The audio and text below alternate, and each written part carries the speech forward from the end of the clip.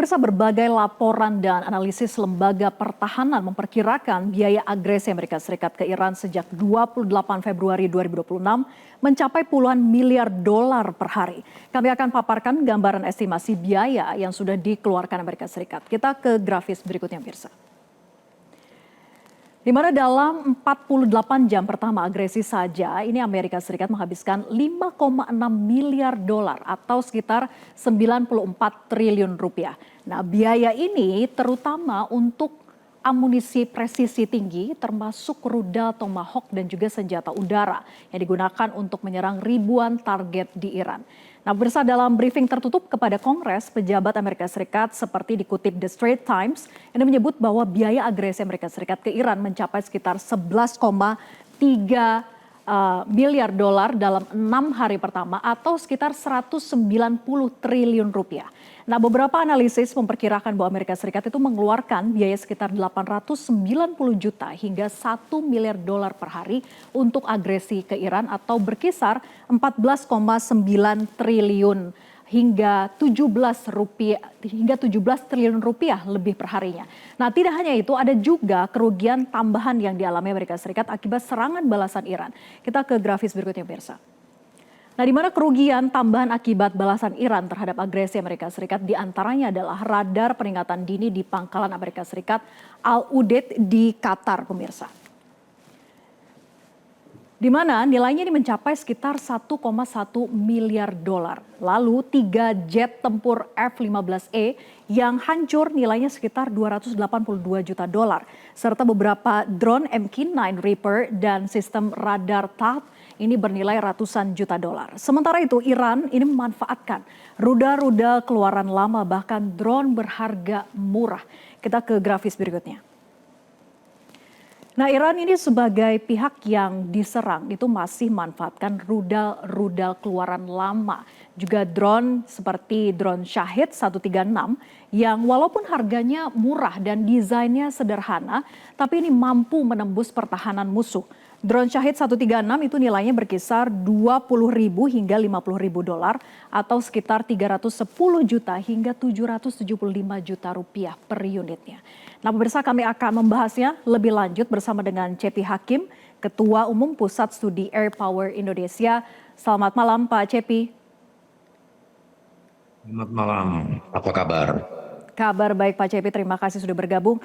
Pak Cepi, Amerika itu sudah keluar biaya besar untuk menyerang Iran dengan senjata mutakhir, namun gagal mencapai tujuannya yaitu menghancurkan total nuklir dan juga rudal balistik Iran. Menurut Anda apa sebabnya kegagalan Amerika ini?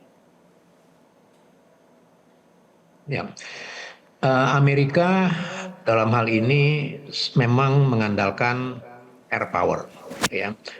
Setelah tahun 41, Amerika itu mengembangkan kekuatan perangnya ugal-ugalan, ya, disebut sebagai global vigilance, global reach, global power. Dan tahun 45, Amerika itu sukses memusnahkan Hiroshima dan Nagasaki. Tidak ada satu minggu Jepang menyerah dan Perang Dunia Kedua usai. Di sela-sela itu Indonesia merdeka. Jadi doktrin perang Amerika adalah bomb to win. Ya. Ada buku yang ditulis oleh Robert Pape, Bombing to Win. Ya. Dia mengulas di situ bahwa air power and coercion in war. Jadi itu way of thinking military thinker Amerika dalam berperang. Sayangnya kesuksesan besar bom to win di Hiroshima dan Nagasaki ini tidak berulang. Malahan kita bisa melihat pada waktu Perang Vietnam, Perang Teluk, dan Afghanistan itu bom to win nggak mempan. Ya. Jadi kalkulasinya dalam hal ini keliru. Mereka masih mengandalkan bom to win. Nah, kemudian Amerika sendiri sebenarnya sedang berhadapan dengan banyak masalah, ya. Ada permasalahan internal di Amerika sendiri tentang imigran, kemudian Amerika juga sedang berada di tengah kancah US-China trade war, kemudian Rusia, Ukraina juga belum selesai, sehingga dia tidak fokus dalam operasi yang dilaksanakan terakhir ini. Um, dan kalau kita melihat lebih dalam lagi, Amerika itu setelah tahun 40-an yang dia mengembangkan national global reach global power itu mengancam dana budget pertahanan nasional. Jadi national defense budget diperuntukkan untuk global defense issue. Pasti tekor. Mengapa pasti tekor dan tetap berjalan? Karena masih ada NATO pada waktu itu. Dan sekarang NATO sudah terpecah, tidak lagi menjadi kompanionnya Amerika dalam operasi yang ini. Sehingga permasalahan-permasalahan yang dihadapi oleh Amerika itu cukup kompleks. Kalau melihat perkembangan terakhir, gejalanya kemungkinan besar, walaupun ini tidak pasti ya, tetapi Amerika sekarang tengah mencari graceful exit ya, mundur dengan keren begitu. Bagaimana caranya? Dia sudah terlanjur kejeblos dan tadi sudah dipaparkan bagaimana tekornya dana Amerika. Dan tekornya dana Amerika ini dengan mudah kita bisa melihat ketika 9/11 ya. 9/11 pada tahun 2001. 10 tahun ya, setelah 2001, setelah 9/11, setelah Menara Kembar diruntuhkan, Amerika baru berhasil membunuh Osama bin Laden di Pakistan. Dan 20 tahun setelah 9/11, Amerika terpaksa meninggalkan Afghanistan. Kenapa? Sekali lagi tekor. Ya. Jadi ada isu yang lucu, Afghanistan itu from Taliban to Taliban. Jadi diambil alih oleh Amerika 2001 dan 2021 dia mundur. Dia mencari graceful exit. Semua itu gambaran dari bagaimana Amerika tekor. Bisa dilihat lebih dalam lagi ketika di Afghanistan itu skandal Jenderal McChrystal. Jenderal McChrystal beberapa kali minta tambahan dana, minta tambahan pasukan, tidak direspon oleh Gedung Putih, oleh Amerika, oleh Pentagon, oleh pemerintah Amerika. Dan dia curhat, ya curhatnya bukan di Washington Post atau New York Times, dia curhat di tabloid Rolling Stone namanya. Tetapi tabloid itu sampai di meja Presiden Obama ketika itu, sehingga dia dipanggil dan diganti oleh Jenderal Petraeus. Sekali lagi itu adalah gambaran bagaimana Amerika kesulitan dana dalam mengembangkan global reach, global power. Dan sekarang itu terulang kembali. Dia melihat sekarang udah banyak review bagaimana core-nya Amerika apabila dia terus melangsungkan operasi ini. Dan seperti di Vietnam, maka mundurnya atau gracious exit ya, mundur kerennya Amerika pada waktu itu adalah karena demo dari rakyat Amerika yang tidak menginginkan anak-anaknya mati konyol di perang yang sangat jauh dari Amerika yang dianggap tidak ada hubungannya dengan national security. Ya. Jadi memang Amerika salah kalkulasi hingga menyebabkan tekor juga begitu ya. Nah, serangan balasan drone Iran itu kan berhasil, Pak Cepi, menargetkan fasilitas intelijen Zionis Israel dan juga radar pertahanan. Apakah ini sebetulnya strategi untuk melumpuhkan pertahanan cyber Israel dan seberapa penting sistem cyber itu bagi pertahanan terlebih di kondisi perang saat ini? Ya, Iran ini mengejutkan banyak pihak ya. Dia kalau secara material, secara arsenal, military arsenal ya, gudang senjata, dukungan logistik persenjataan, dia kalah jauh. Dan Amerika juga sangat confidence dengan bomb to win. Ternyata responnya cukup mengagetkan. Kenapa? Karena Iran sejak tahun 79 diembargo. Jadi kalau negara diembargo, dalam hal ini Iran diembargo, itu analoginya seperti vaksin, dia dikasih vaksin untuk persiapan ada penyakit yang lebih besar. Dengan demikian sejak 79 Iran sudah bertekad bulat karena dia sudah diembargo, dia harus mandiri dan dia harus membangun pertahanan yang kuat dan juga dia harus membangun pertahanan yang ofensif. Dan dia berhadapan terutama sekali dengan Israel dan dia tahu betul di belakang Israel ada Amerika ya, superpower, the global superpower. Itu sebabnya Iran kemudian menghimpun kekuatannya luar biasa dengan perhitungan-perhitungan strategis. Nah, Iran menggunakan proxy, ya Hizbullah dan lain sebagainya, Kemudian dia menggunakan rudal balistik dan drone, ya, dan relatif murah.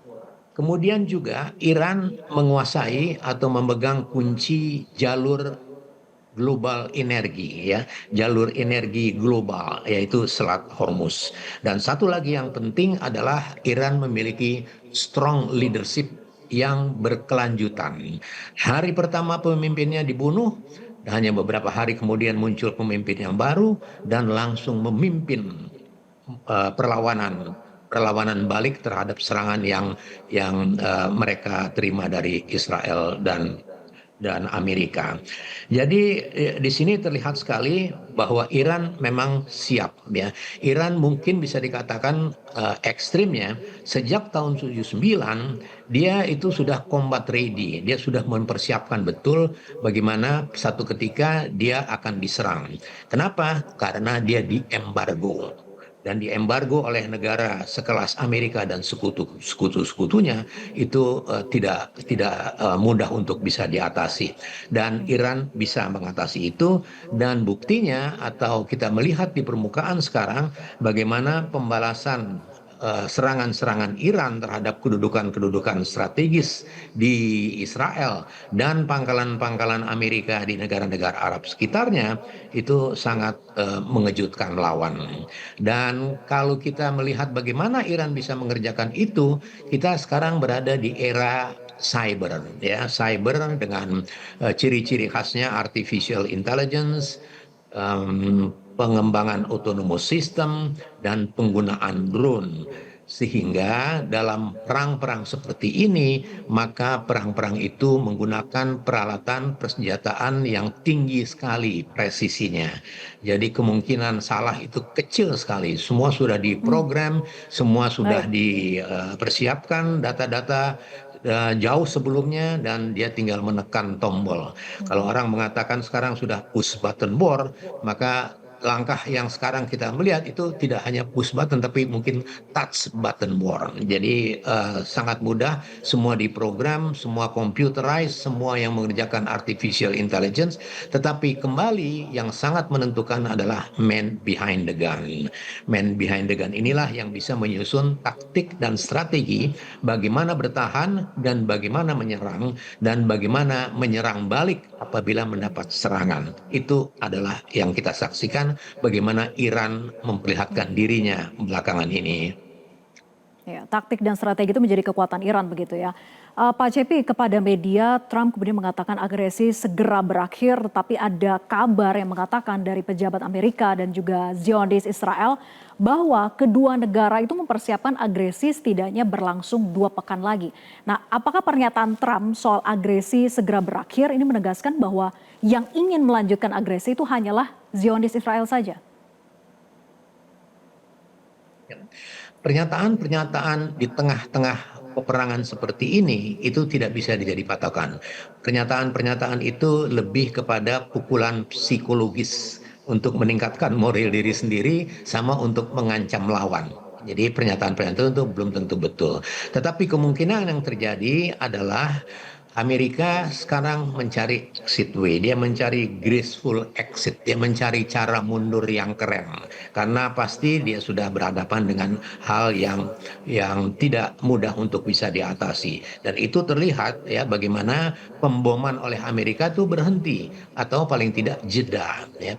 Sekali lagi Amerika mengandalkan bomb to win. Itu sebabnya Amerika mengembangkan pesawat-pesawat pembom lebih besar, lebih kuat, lebih kencang daripada pengembangan pesawat fighter, dan dia sangat mengandalkan pesawat-pesawat bomber yang mutakhir yang didesain selalu untuk doktrin yang dipanutnya yaitu bomb to win. Yang kedua, ini peperangan ini sulit sekali untuk kita ramalkan bisa berhenti atau tidak, karena bukan dua pihak tetapi ada 3 pihak, ada pihak-pihak lain yang berkait di situ. Dan tadi sudah saya sampaikan US-China trade war pasti akan ada friksi juga di dalam peperangan yang sedang berlangsung. Rusia Ukraina pasti akan bersinggungan juga dengan affair perang yang terakhir ini, dan itu semua memberikan kesulitan untuk kita bisa meramal bagaimana ini bisa berakhir.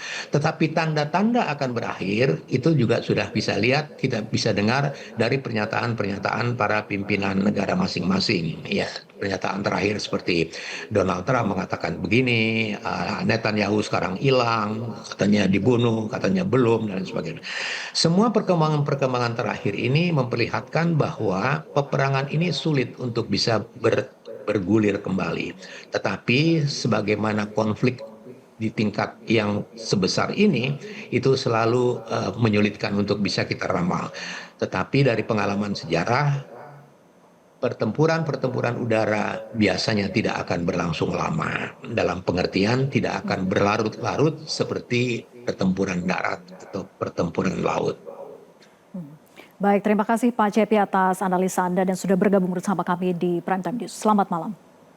Jelajahi cara baru mendapatkan informasi. Download Metro TV Extend sekarang.